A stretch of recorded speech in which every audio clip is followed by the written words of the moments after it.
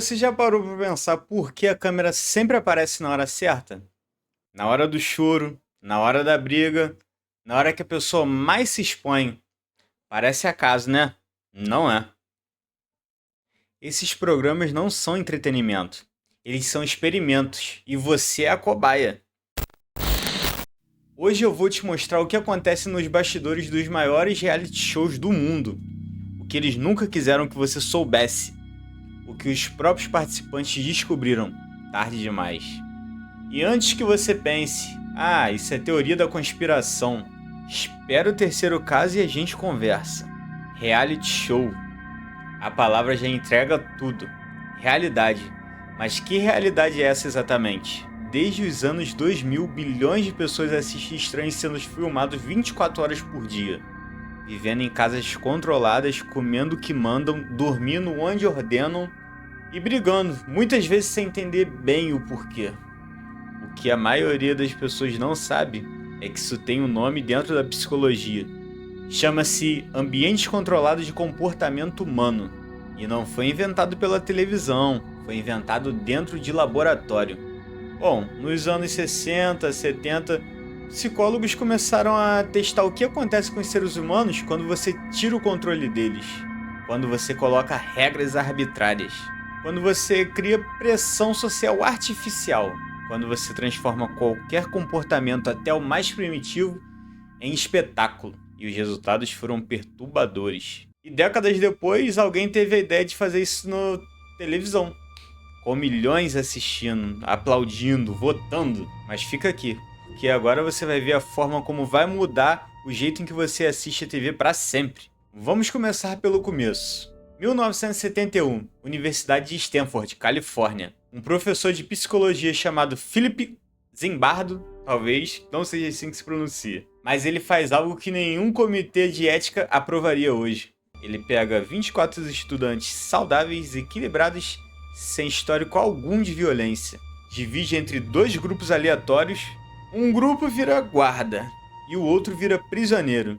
E aí ele simplesmente deixa rolar. No primeiro dia, tudo tranquilo. Os guardas estavam com vergonha de exercer seu poder. Os prisioneiros estavam com vergonha de obedecer. Mas no segundo dia, a coisa começou a mudar. Os guardas começaram a acordar os prisioneiros às 2 da manhã. Só para exercer poder. Só porque podiam. No terceiro dia, um prisioneiro entrou em colapso nervoso real. Chorou, gritou, teve que ser retirado do experimento. No quinto dia, os guardas começaram a humilhar os prisioneiros de forma cada vez mais criativa, obrigando a realizar tarefas absurdas usando linguagem degradante, criando regras sem sentido só para ver se obedeciam. E eles obedeciam, todos. O experimento foi cancelado no sexto dia, deveria durar 2 semanas. Mas Zimbardo percebeu que a situação estava saindo fora do controle. Pessoas normais em 6 dias haviam se transformado. Os guardas haviam se tornado cruéis. Os prisioneiros haviam se tornado submissos. E ninguém simplesmente percebeu quando a linha havia sido cruzada. Agora para. Fecha o olho e pensa. Você já assistiu algum reality show e ficou chocado com o comportamento de alguém? Pensou, como essa pessoa consegue ser tão cruel? Ou então, como alguém aguenta tanta humilhação? E se eu te dissesse que não é culpa da pessoa, que é culpa do ambiente? Que é exatamente o que foi projetado para acontecer. O experimento de Zimbardo foi tão impactante que décadas depois, produtores de televisão começaram a estudar os resultados. E um deles teve a ideia. E se a gente fizesse isso ao vivo? E se a gente colocasse câmeras? E se o público votasse em quem sai? O próximo caso é onde isso deixa de ser teoria e vira prática. Presta atenção. Um reality show que todo mundo conhece. Big Brother. O nome já é uma referência direta a George Orwell. Acho que não é assim que se pronuncia, quase certeza. Deixa aí no comentário como é que se pronuncia. O Grande Irmão. A vigilância total, o controle absoluto. Mas isso é papo de livro, né? Ficção científica. Ou não? Quando o Big Brother estreou na Holanda em 1999, o criador John Moe deu uma entrevista que quase ninguém lembrou depois. Ele disse com todas as letras: estamos testando o que acontece com os seres humanos quando você retira completamente a privacidade deles. Pensa bem no que está dentro de uma casa de um reality show. Câmeras em todo lugar, inclusive no banheiro em alguns formatos. Sem relógio, sem celular, sem acesso a notícias do mundo externo. Sem saber que horas são, sem contato com a família. Isso não é entretenimento. Isso é privação sensorial controlada. E privação sensorial é uma das técnicas mais poderosas de alteração de comportamento que existe. Usada por quem? Pela inteligência militar, por interrogatórios, por experimentos psicológicos de alto risco. Mas no Big Brother tem mais. Repara nisso. Toda semana os participantes são colocados em uma situação de escolha impossível. Salva um amigo ou atrai um aliado? Mente para todo mundo ou perde o jogo? Guarda segredo ou revela para se proteger?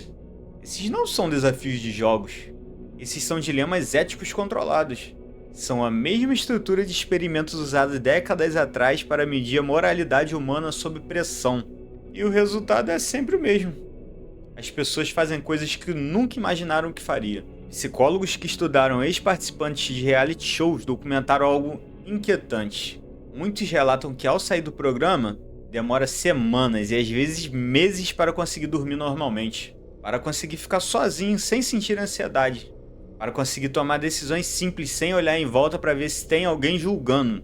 Um ex-participante de um reality europeu descobriu a sensação assim. Eu entrei como eu mesma, saí como alguém que eu nunca reconhecia. E ela ainda não entende o porquê, mas a ciência entende. Quando você retira a identidade, privacidade e autonomia de uma pessoa por tempo suficiente, ela começa a se comportar conforme o ambiente espera que ela se comporte. Não é fraqueza, não é caráter ruim. É a mente humana funcionando exatamente como foi projetada. E o problema é que há pessoas do outro lado que sabem disso e está usando isso. Mas o terceiro caso vai além do que qualquer programa admitiu publicamente. Continua aqui. Você acha que o reality show é ao vivo? Que o que você vê aconteceu de verdade? Que as brigas são espontâneas? Que o choro é real? Que o romance surgiu naturalmente? Parcialmente, sim. Mas tem algo que a indústria de entretenimento nunca vai admitir abertamente. Existe algo chamado roteiro não verbal, e é a ferramenta mais poderosa da televisão moderna. Bom, funciona assim. O produtor ele não escreve o que o participante vai falar, mas ele controla absolutamente tudo ao redor.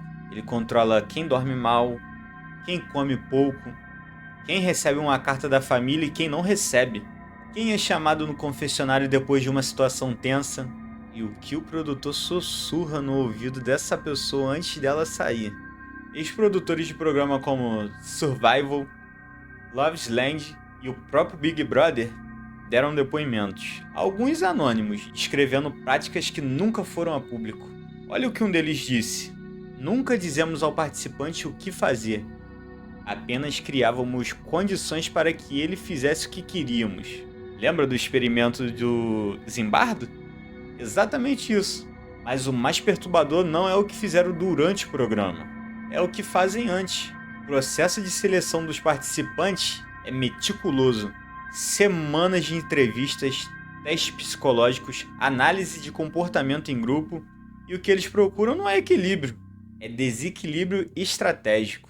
Eles querem a pessoa com baixa autoestima que vai se apegar emocionalmente aos outros, a pessoa com raiva reprimida que vai explodir na hora certa, a pessoa com necessidade de aprovação que vai fazer qualquer coisa pelo público, a pessoa manipuladora que vai criar conflito sem perceber que está sendo manipuladora ao mesmo tempo. Eles não estão montando um elenco, estão montando um experimento. E cada personagem tem uma função, cada arco tem uma trajetória prevista. Não escrita, mas construída tijolo por tijolo, estímulo por estímulo. E sabe o mais bizarro disso tudo? Funciona, porque nós do outro lado da tela somos tão previsíveis quanto os participantes. Nós também estamos no experimento, só que o nosso se chama algoritmo. A plataforma sabe exatamente quando você vai parar de assistir, sabe quando você está entediado, sabe quando o beijo vai te prender por mais 5 minutos, sabe quando uma briga vai te fazer comentar, compartilhar e tomar partido. Você não está assistindo um reality show, você é o reality show. Mas espera, tem mais um último detalhe. E esse vai mudar toda a sua perspectiva sobre tudo que você acabou de ouvir. Agora eu preciso te fazer uma pergunta desconfortável. E eu quero que você responda com honestidade. Mas pra você mesmo, não pra mim. Você já torcia pra alguém sair de um reality show? Já votou na eliminação de alguém? Já ficou com raiva de um participante? Já defendeu alguém nas redes sociais como se fosse seu amigo? Se a resposta for sim para qualquer uma dessas perguntas, você participou do experimento. Voluntariamente, com entusiasmo, sem saber. E não tem nada de errado nisso. Isso é o que nos torna humanos.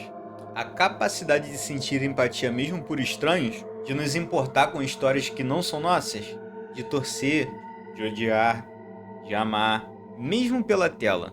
Mas quando você sabe disso, quando você entende o mecanismo por trás do espetáculo, aí você pode fazer uma escolha diferente. Não parar de assistir, mas assistir de forma diferente, com o olho do observador, não do cobaia. Porque sabe o que é mais irônico em tudo isso? Philip Zimbardo, o criador do experimento original, passou décadas estudando por que pessoas boas fazem coisas ruins. E a conclusão dele foi simples e devastadora ao mesmo tempo.